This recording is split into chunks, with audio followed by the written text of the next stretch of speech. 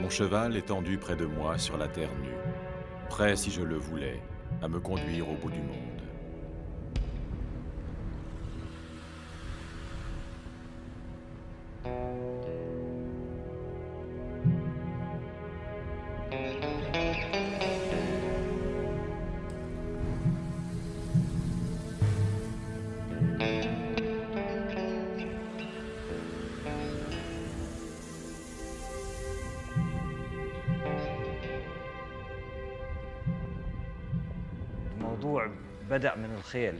Au départ, c'est la passion pour le cheval et l'art de se battre à cheval qui nous guidait.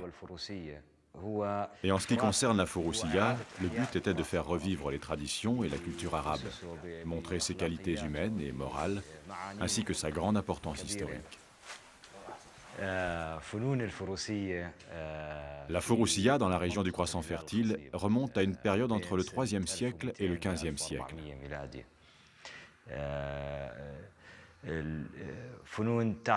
C'est l'art de monter à cheval et de manier les différentes armes, comme l'épée, le poignard, la hache, l'arc et les flèches, et le bouclier que l'on utilise comme une arme.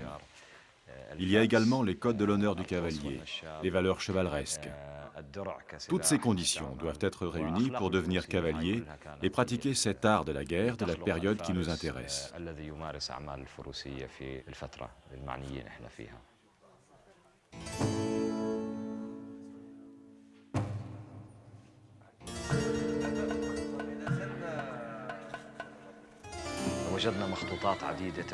Nous avons trouvé de nombreux manuscrits qui décrivaient les techniques du maniement des armes. Nous nous sommes alors donné comme but de faire revivre cet art de la guerre qui existait dans notre région et qui n'existe nulle part ailleurs.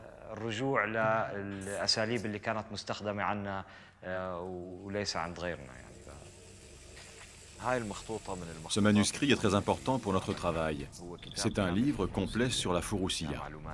Il contient des informations précieuses. Il décrit des mouvements qui nous demandent 6 mois à 1 an d'entraînement pour les maîtriser et les exécuter et trouver leurs caractéristiques. Ce manuscrit est un exemple de livre avec lequel nous travaillons dans cette académie.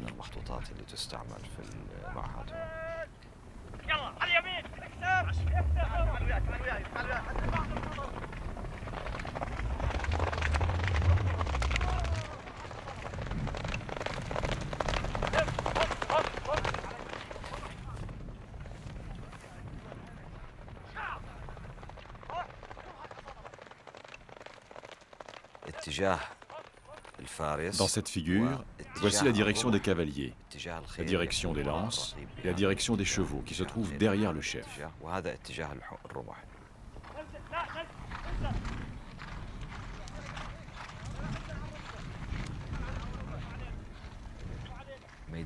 Cette figure représente 2 cercles dans lesquels les cavaliers peuvent entrer et se battre.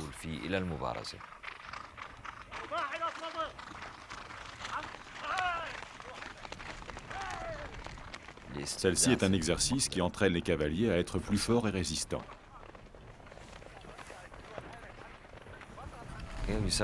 Là, c'est une rangée de cavaliers, dite la rangée avec 4 signes. Voici la direction des cavaliers et la direction des lances.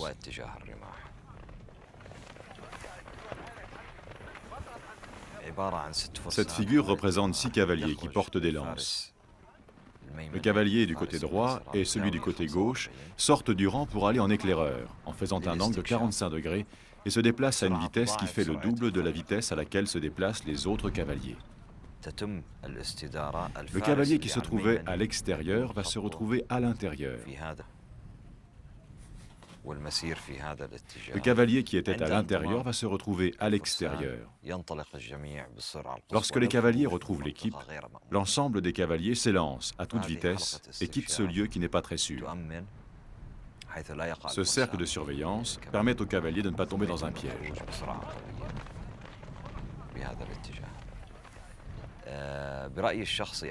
À mon avis, ces figures ne sont pas des figures de combat, mais des figures d'entraînement pour préparer les cavaliers à la guerre.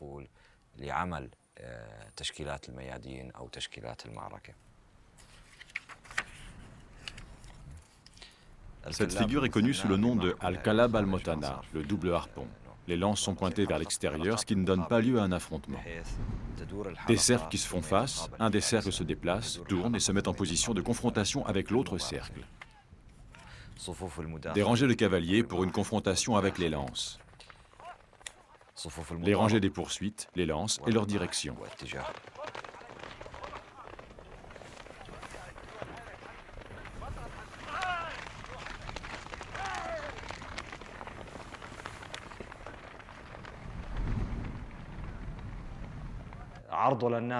Il est évident que plus personne ne va faire la guerre de nos jours à cheval.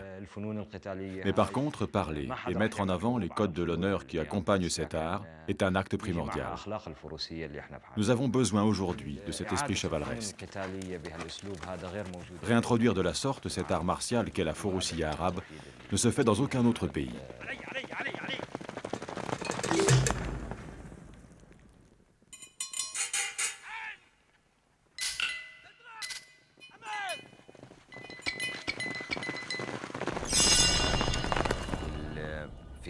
Ce manuscrit explique une figure avec des exercices entre deux cavaliers qui manient les lances.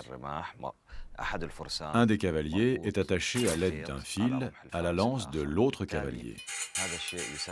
Cette situation crée une difficulté supplémentaire pour le cavalier, ce qui va l'habituer au combat rapproché.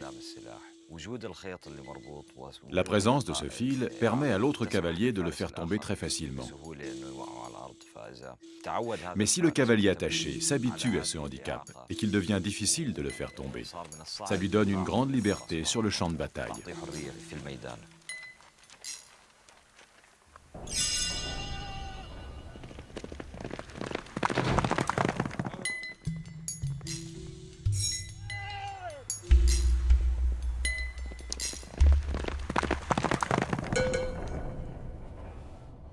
Par les coursiers rapides au souffle sonore, ceux qui font jaillir des étincelles sous leurs pieds, ceux qui surgissent à l'aube, ceux qui font voler la poussière, ceux qui pénètrent au cœur des cohortes ennemies.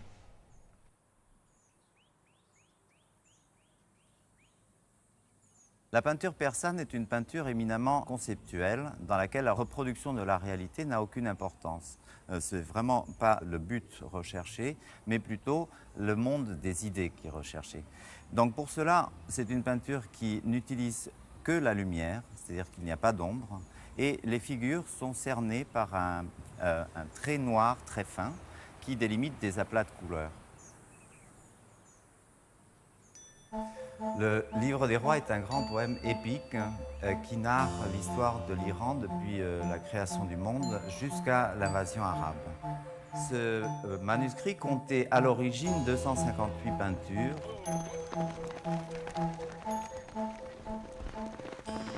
Ici, on a l'armée d'Alexandre le Grand qui s'oppose à l'armée du roi de l'Inde.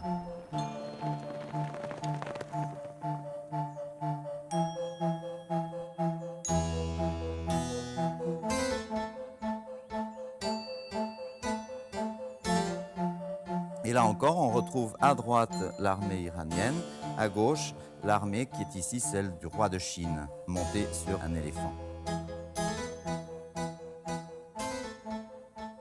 Avec une grande aire vide pour donner encore plus d'intensité au combat singulier donc des deux personnages, et de très nombreux personnages de part et d'autre pour signifier la multitude de ces armées qui s'entretuent.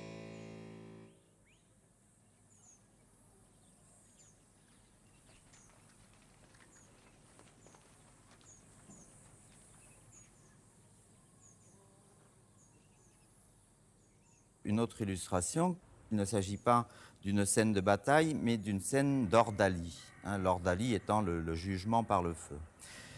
L'histoire est assez simple. Le jeune Siarvouch a été accusé de vouloir séduire une princesse, en fait accusé complètement à tort, mais quand c'en est venu aux oreilles du roi, le roi a jugé qu'il serait nécessaire de passer par l'ordalie. On voit donc le jeune Siarvouch, très valeureux guerrier, qui traverse donc le bûcher sans avoir aucune conséquence. Et donc le jugement de Dieu, l'ordalie, est gagné.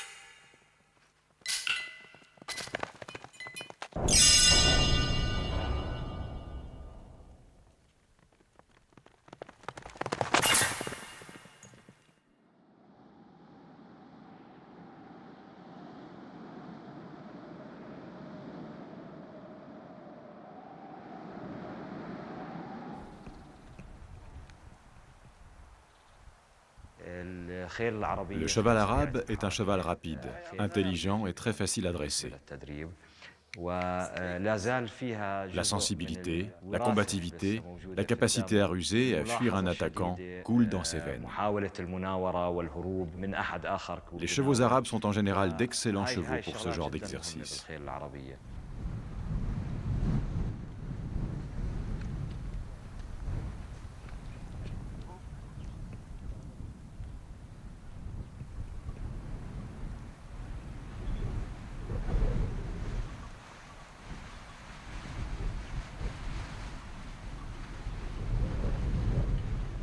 D'abord, un cheval arabe, on peut dire que c'est un cheval d'assez petite taille, entre 1,50 m et 1,60 m au garrot, un cheval très fin, très élégant, assez nerveux, avec au moins deux caractéristiques qui frappent tout de suite même les non-connaisseurs. C'est une queue attachée haut et qui forme une sorte de panache, et puis une sortie d'encolure terminée par une tête triangulaire très fine avec des grands yeux et un crin abondant.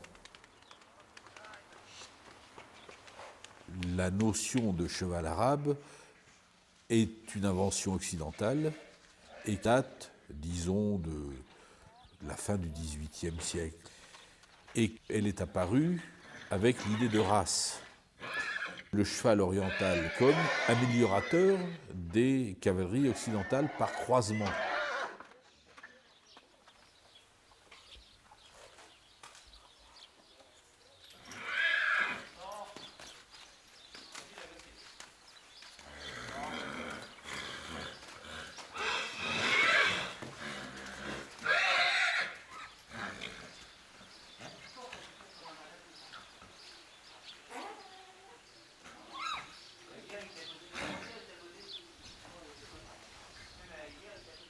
Alors, on peut rappeler cette anecdote célèbre d'un de ces étalons orientaux qui, acheté un peu accidentellement par un aristocrate anglais pour servir de souffleur ou de boute-en-train dans son élevage, un jour, lassé de ce rôle de souffleur, a couvert une jument. Et les produits qui ont résulté de ce croisement, imprévus, ont été des grands champions, puisqu'il y a 3 lignées qui sont issues de croisements avec des juments anglaises et des étalons orientaux, Godolphin, Darley et Byerley, 3 lignées qui sont à l'origine des pur-sang anglais actuels, qui sont la race par excellence des courses au galop.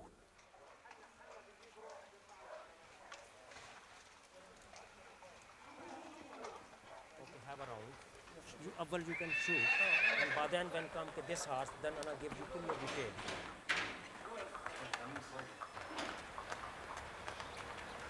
Yes, same training.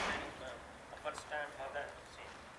As far as this trial stable, Nous avons actuellement dans ces écuries à peu près 125 chevaux. Tous sont de pur arabe. Aujourd'hui, dans l'élevage que nous faisons, certains chevaux sont destinés à l'endurance et au marathon, d'autres au concours d'élégance. Nous sommes dans l'écurie où nous gardons les juments pleines, qui viennent de mettre bas.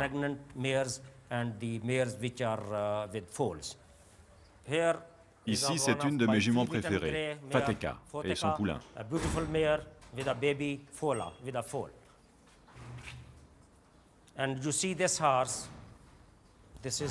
Et voici Saba, une bonne jument.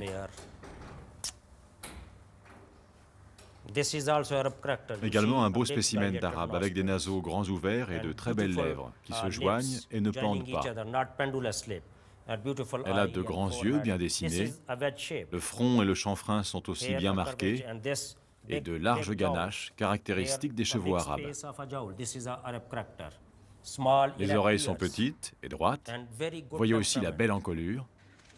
Et surtout, elle a un bon caractère, très docile.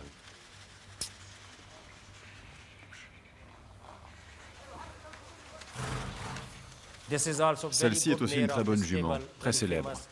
Le poulain s'appelle Malek. Le poulain reste avec sa mère pour l'allaitement entre 5 et 6 mois. Après, nous les séparons et le poulain mène sa propre vie.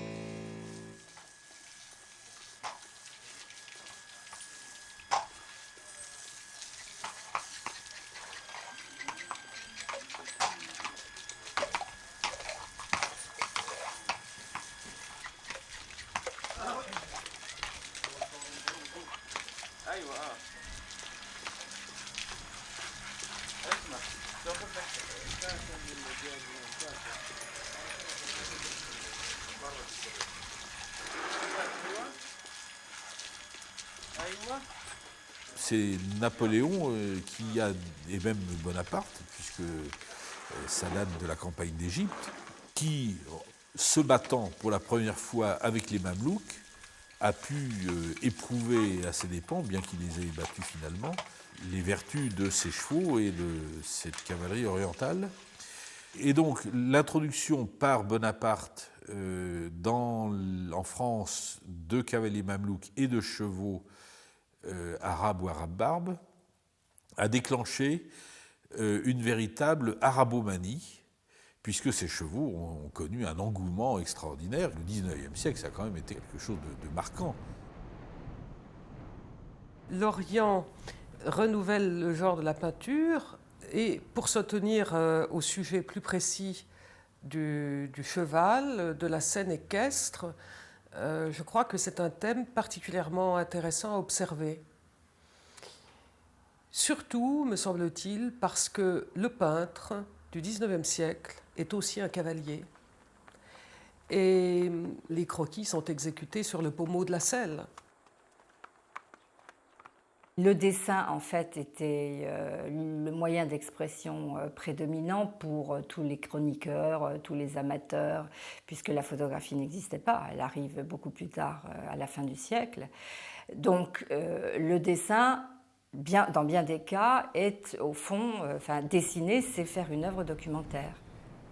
Dans le cas d'un artiste comme Géricault, qui toute sa vie s'est intéressé au cheval, on a une sorte de répertoire extrêmement précieux et véritable, exact, de la façon dont étaient scellés ces fameux chevaux à cette époque. On peut parler effectivement d'un exercice de style. Bon, l'animal est très statique. Et au fond, Géricault conduit l'œil presque plus sur la selle, dont les détails sont précisés par le pinceau, que sur l'animal lui-même.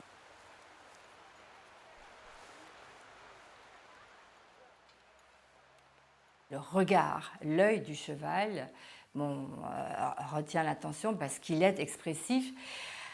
Et les têtes de chevaux de Géricault ont souvent ce regard un peu halluciné, un peu interrogatif. Géricault est un artiste extraordinairement tourmenté. Et il est rare de trouver dans son œuvre des dessins ou des gravures qui soient dépourvus de sentiments. Si on continue à regarder l'animal attentivement, on s'aperçoit que finalement, il a l'air d'être statique et au fond, il l'est temporairement. Il suffit peut-être d'un bruit ou d'un incident même imperceptible pour qu'il se mette à filer au grand galop.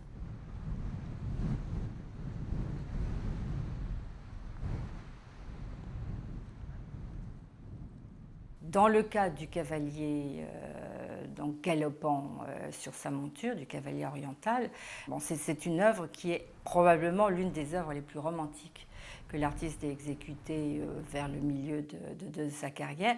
Et là, en fait, bon, je pense que ce que l'on peut remarquer, c'est que l'importance accordée au cavalier est exactement la même que celle accordée à la monture. En fait, ils font un bloc, c'est un groupe très compact, et ce rapport finalement de l'homme à l'animal ici qui est le thème essentiel de l'aquarelle.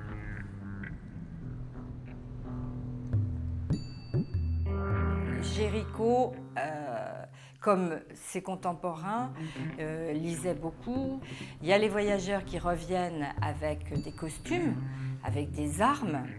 Il y a les artistes parmi ces voyageurs, et tous ces artistes se retrouvent à Paris, discutent entre eux, échangent également des armes, des costumes. Et on sait en plus que Géricault avait dans son atelier un modèle auquel il tenait particulièrement, qu'on appelle en général Mustapha, qui était donc une sorte de réfugié. Et le personnage, en fait, n'est pas uniquement sorti de l'imagination de Géricault. Il y a une part de réel, d'où certains détails, comme notamment l'arme que brandit le cavalier, avec un air évidemment particulièrement menaçant. Géricault ne fait pas partie de ces artistes qui ont eu l'occasion ou éprouvé le besoin absolument impérieux de se rendre en terre lointaine. Il y a des artistes qui ont participé, qui ont même eu une vie de nomade, donc qui étaient à même de donner à ce cheval une idée particulièrement exacte. Dans le cas d'un artiste comme Géricault, qui est un cavalier émérite, ça tout le monde le sait, il y a à la fois le souci du réel, mais le réel est toujours dépassé. Et c'est probablement d'ailleurs ce qui fait la beauté de ses aquarelles, c'est-à-dire qu'il donne au cheval une allure qui est encore plus superbe que ce que le cheval devait avoir l'air en réalité, en fait. Ce qui est important, c'est l'expérience des artistes eux-mêmes découvrant en milieu naturel le cheval arabe, c'est-à-dire au cours de leur voyage. Et une telle expérience doit être soulignée dans le parcours de Delacroix, lors de son voyage au Maroc en 1832, de Chassériau lors de son voyage en Algérie en 1846, et pour Fromentin lors de ses 3 voyages en Algérie. Pour tous ces artistes, il y a une plongée dans le quotidien du Maghreb et une approche très physique de la réalité équestre dans ces pays.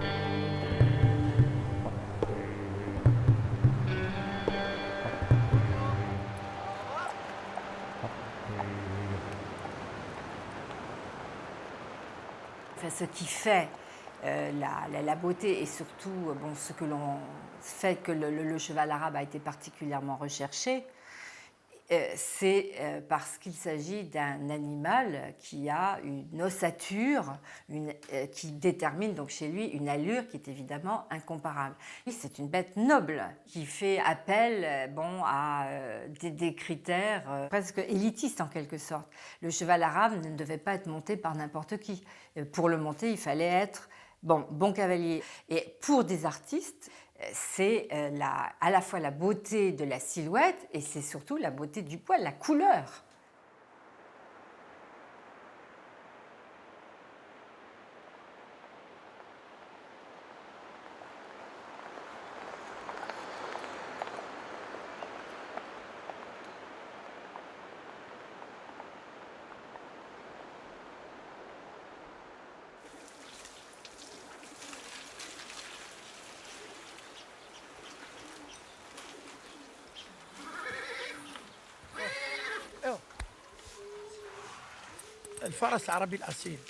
Le cheval arabe est un héritage islamique, remontant à l'époque du prophète.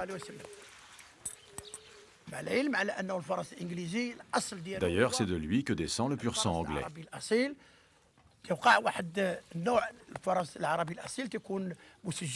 Le pur sang arabe est enregistré officiellement au Maroc, ainsi que dans les services spécialisés de l'ONU.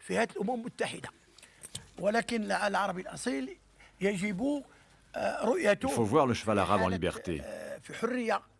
Il bouge avec élégance et fierté. C'est pourquoi nous l'appelons le cheval des rois.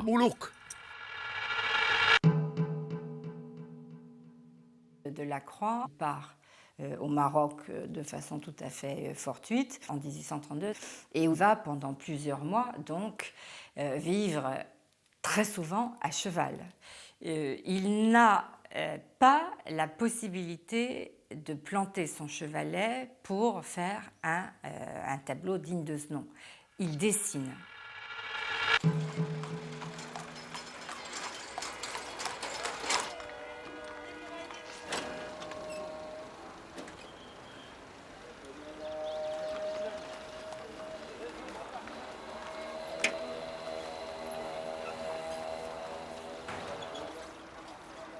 Le cheval que Delacroix dessine ou peint, c'est un animal qui a une âme en quelque sorte.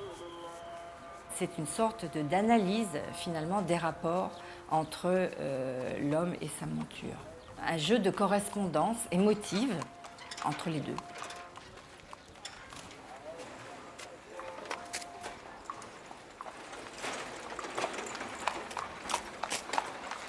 Et comme c'est un artiste qui a une curiosité toujours en éveil, le moindre incident est noté et quelquefois donne lieu à des dessins. Et les incidents sont multiples. L'un d'entre eux, qui est célèbre, est une interprétation très, très, très lyrique de cet affrontement de deux chevaux qui sont prêts finalement à se battre jusqu'à la mort.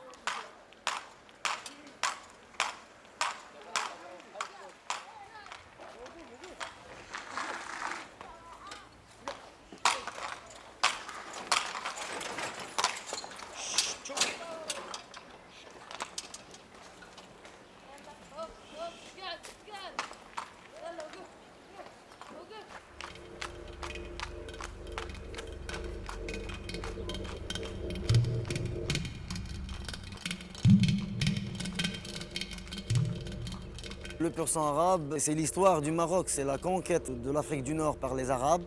Ils ont ramené avec eux des chevaux arabes. Et qu'est-ce qu'ils ont trouvé ici au Maroc? Ils ont trouvé le barbe. Le barbe qui est la race locale du pays, qui est la race locale, donc c'est le berceau. L'Afrique du Nord, c'est donc le Maroc, l'Algérie, la Tunisie, c'est le berceau de la race barbe. Et bon, il y a eu des croisements et ça a commencé à donner donc de l'arabe barbe. On le trouve partout au Maroc. Vous les trouvez dans chaque maison, à la campagne, etc. Chaque maison, il y a un ou deux chevaux qui sont choyés. Même les travaux agricoles qu'ils faisaient avant, ils ne les font plus. C'est la fierté, c'est le prestige de la famille marocaine d'avoir un cheval barbe.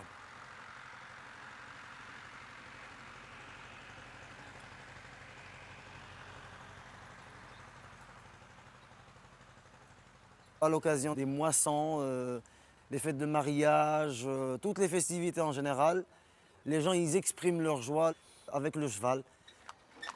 Ce sont les chevaux qu'on retrouve au niveau de la fantasia. Et les cavaliers de la fantasia, ils utilisent leurs chevaux.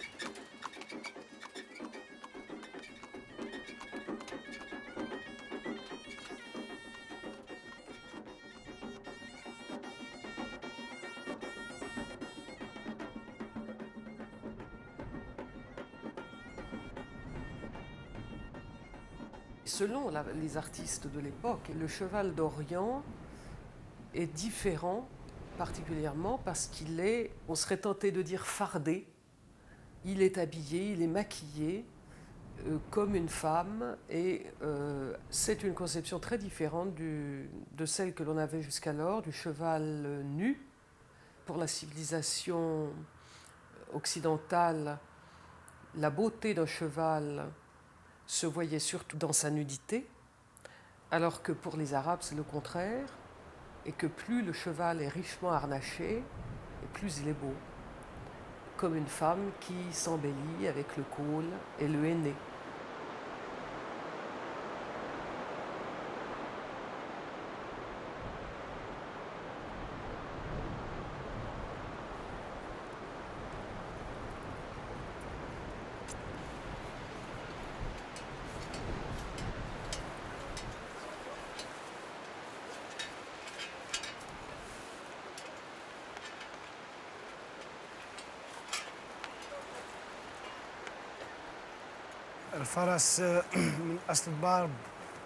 Le cheval d'origine barbe est prisé dans l'art équestre, plus que le cheval arabe, parce que celui-ci est petit.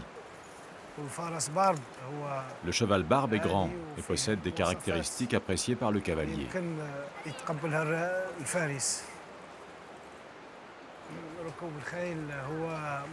Monter les chevaux est un héritage de père en fils. C'est un patrimoine islamique, arabe, confié par nos aïeux. Nous exerçons l'art de la fantasia. La fantasia représente les guerres à l'époque du prophète. Il y a des règles pour monter à cheval que tout cavalier doit respecter. Cette équipe se compose de 30 cavaliers. Nous nous entraînons et dressons les chevaux. Les cavaliers font connaissance, les chevaux aussi.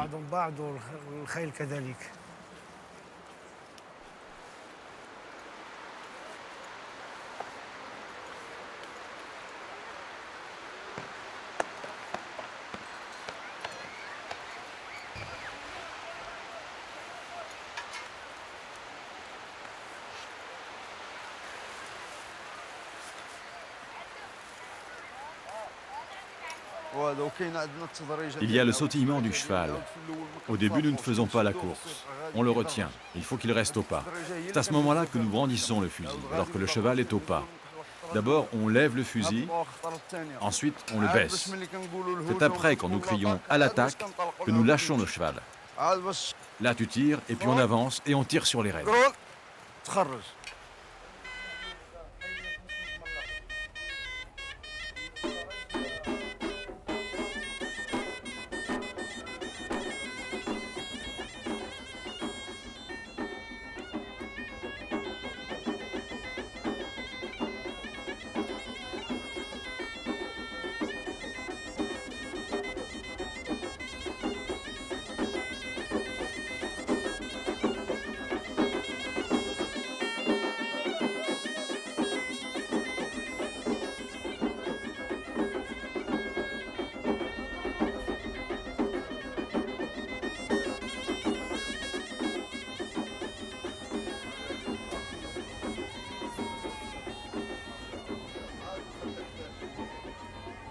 Quand Delacroix est au Maroc, il a eu la chance pendant plusieurs mois de côtoyer donc ces cavaliers. Il a noté tous les détails, aussi bien donc le poil de la bête, la couleur, les détails de la selle, de l'étrier, les costumes des cavaliers. Rien ne lui a échappé. Là, on a une sorte de découverte immédiate et d'une pratique quasi permanente donc du cheval, évidemment du cheval arabe, au cours de cette mission. Et en général, à chaque étape, à chaque halte, les Français étaient accueillis avec force cérémoniale et avec donc la plupart du temps des courses de poudre. Et ces courses de poudre, que nous appelons maintenant les fantasias, ont beaucoup étonné Delacroix, l'ont même probablement d'ailleurs un petit peu heurté par le bruit, la poussière, mais il a tout de suite compris ce qu'il pouvait en tirer par la suite.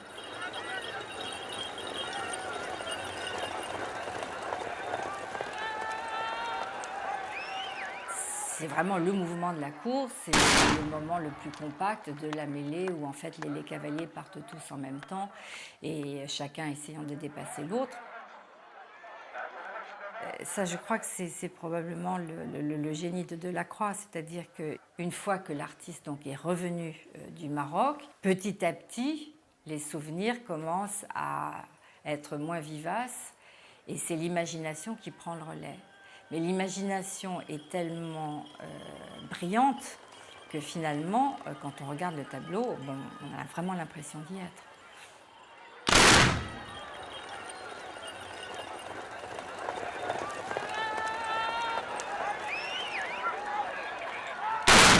Le donneur d'ordre est le doyen du groupe de cavaliers. Tous les cavaliers qui l'accompagnent le respectent et sont sous ses ordres. Puis il va sur la piste. C'est lui qui dirige le groupe. C'est lui qui le conduit. C'est lui qui donne le signal de la charge. C'est lui qui veille à ce que le groupe soit rangé. C'est lui qui annonce la charge et le dernier coup.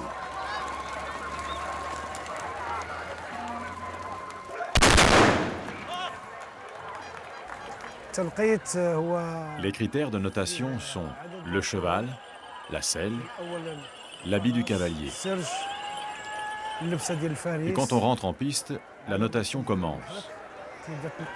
Meilleure mise au pas du cheval, meilleure levée et tenue du fusil, c'est-à-dire les conditions de la fantasia. Et enfin, le dernier coup de feu.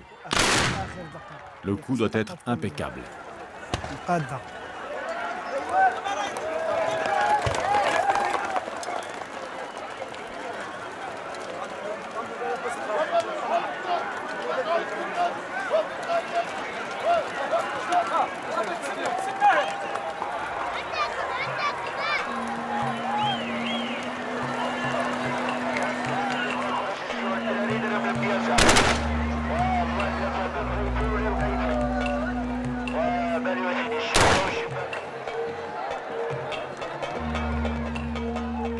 Il y a des turbans déroulés qui s'envolent, des harnais qui se rompent, des fusils qui éclatent, et la terre s'émiette sous les sabots de leurs chevaux.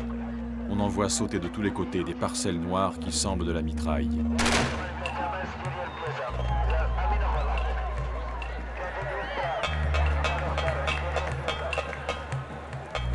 Les chefs se devaient d'avoir des harnachements très, très somptueux. Celui-là est particulièrement somptueux. Il va sans dire que tous ne sont pas aussi richement décorés. Celui-là l'est particulièrement.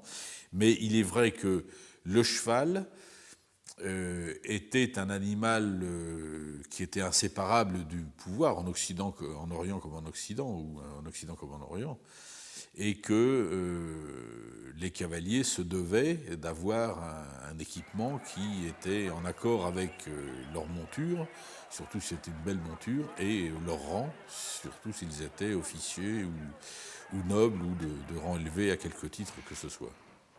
Alors cette selle, elle a une histoire. Elle a été ramassée sur le champ de bataille des Pyramides par un officier de Bonaparte qui lui a offerte.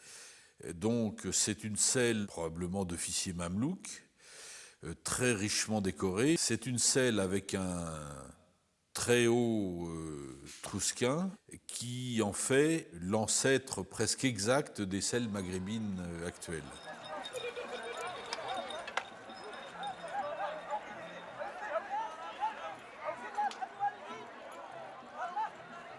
Donc c'est une selle munie d'étriers, des étriers triangulaires, à large semelle. Et le troisième élément à retenir, c'est le mors, un mors qui est muni d'un anneau. C'est ce qu'on appelle un mors de bride à anneau.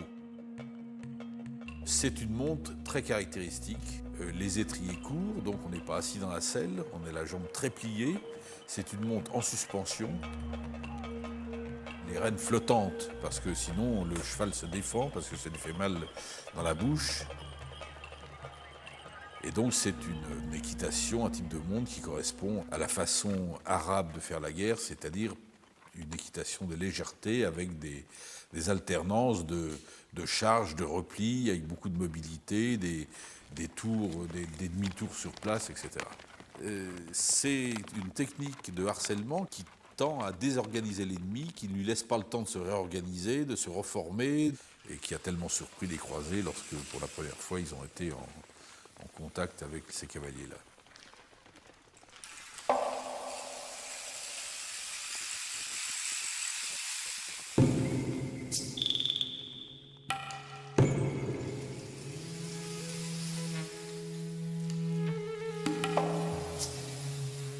Le cheval, c'est un instrument militaire et donc un instrument de domination, un instrument de pouvoir, et même physiquement, le cheval élève le cavalier au-dessus de la piétaille. Il élève l'officier au-dessus des fantassins, il élève le noble ou le roi au-dessus des sujets. C'est quelque chose qui distingue.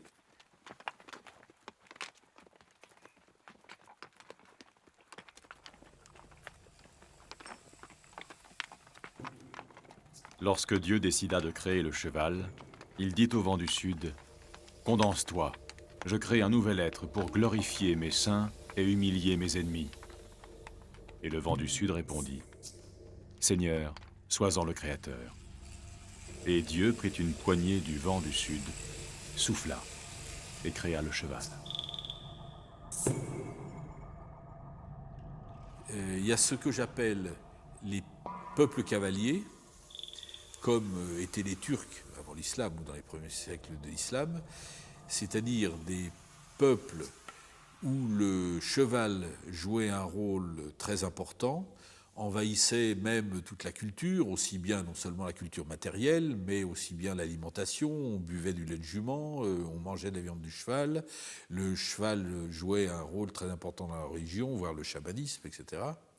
Et c'était des civilisations encore assez peu différenciées, où tout le monde montait peu ou prou à cheval, y compris les femmes et les enfants.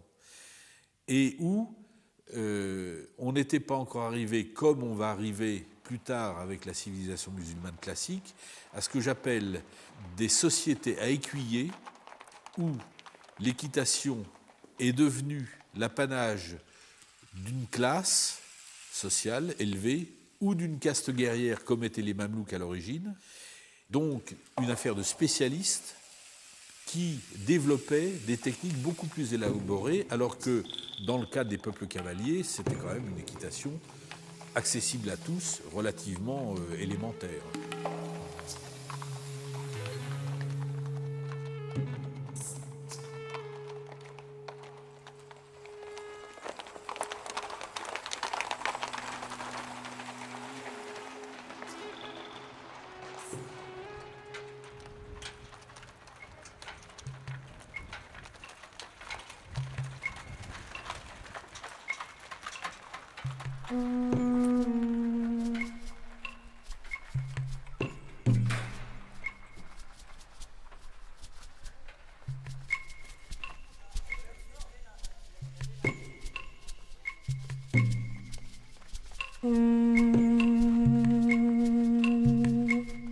La civilisation musulmane a été le réceptacle de plusieurs traditions équestres différentes, bédouines, turques, mongols, numides même, les numides étant les ancêtres des populations d'Afrique du Nord.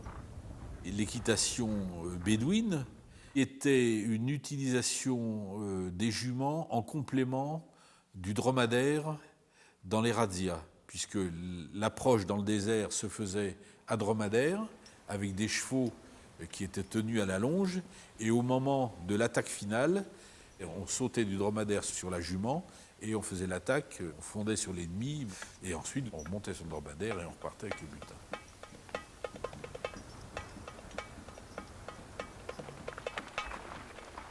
Le cheval arabe ne correspond qu'à un point très particulier du nord de l'Arabie et du désert de Syrie. C'est là qu'est le berceau de ce qu'on appelle aujourd'hui le cheval arabe. Des chevaux extrêmement rustiques, capables de résister aux conditions d'utilisation les plus dures, soit la chaleur dans les déserts, soit les écarts de température dans les zones de montagne entre des étés très chauds et des hivers très froids. Des chevaux de guerre, donc des chevaux très rapides, très mobiles. Il existait plusieurs types de chevaux, depuis le poney mongol un peu fait pour résister au froid, avec une fourrure assez importante, petit, très rustique, jusqu'à des chevaux plus élégants, comme les chevaux arabes, comme le cheval barbe d'Afrique du Nord, comme le cheval iranien, qui est d'une taille un peu plus importante. Et donc, tous ces chevaux se sont plus ou moins mélangés pour donner, on appelait, il serait plus juste à la limite de parler de cheval oriental.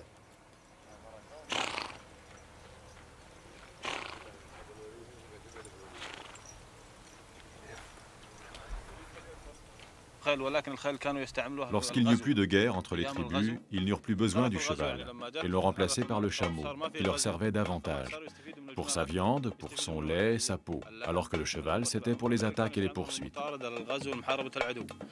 C'était il y a 50, 60 ans. Mais maintenant que la région est pacifiée, ils n'ont plus besoin du cheval. Ils préfèrent le chameau car il est plus facile de se déplacer avec. C'est pour cette raison que le cheval a disparu de cette région.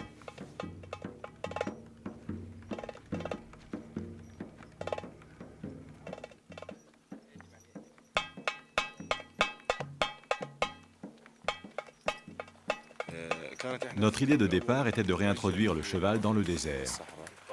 Mais c'est une opération très difficile et délicate, car le cheval est un animal très sensible, qui coûte cher et qui demande beaucoup de soins. Nous voyageons dans des endroits déserts et nous couvrons toute la région du sud de Wadi Rum jusqu'aux frontières saoudiennes.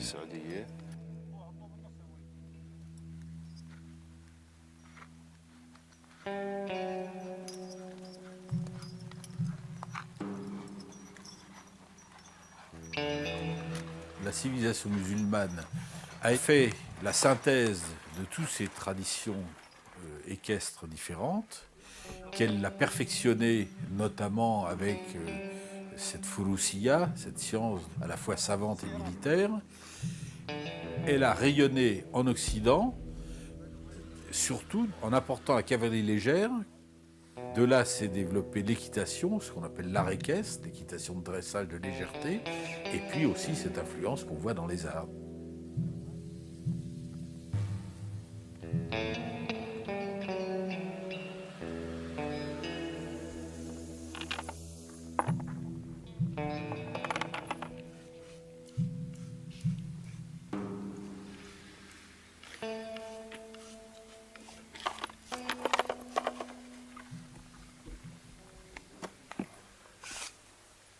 Le cheval a été en effet le vecteur d'échanges culturels, d'abord des civilisations périphériques vers l'islam, et puis de l'islam vers l'Occident.